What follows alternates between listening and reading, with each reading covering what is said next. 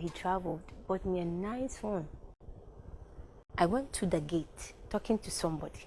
I came back and my phone was not there. He's taking the phone. Anything that will make you comfortable, he will take it. He just wanted to take everything from me, and then I'll be left with nothing. Even my own self, I'll lose it. Yeah. Yes. Eventually you do. Yes. Like your friends can't come by the house. You can't go to them. There's no event that you can attend, and you're just there. That was his motivation. Oh no, me, I make sure that she will not go anywhere. She would stay. Her grandmother would always bring her back. There was one time I left the house around, I think, 1 a.m. and I had to go to my grandmother's house. And that time my son was, I think, some few months old. Yeah, he was just some few months old. And my sister-in-law chased me. She said she wouldn't let me take the child and that it was late. It was 1 a.m. It was very late. So I went home, and then the next day my grandmother said, "You are going back. You are going back. This is what the old women do. You are going back." And then I went back, and I had to take care of the child. But at that point where I had to leave, I didn't have to think about whether my grandmother would say I'm going back or I'm not going back. That day that I went to get my hair done, when I got back, I didn't even get back home. My brother-in-law's daughter, Ipua, called me. Aunt Vanessa, no. I'm sick.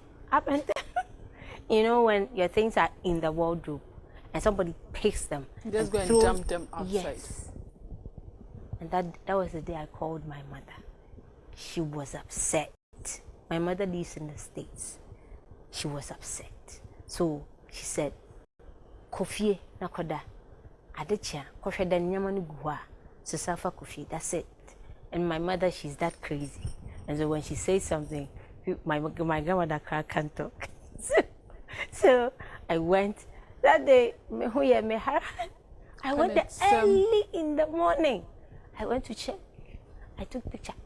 I told my mother. I said, "Nyamani guaban." I said, "That's all."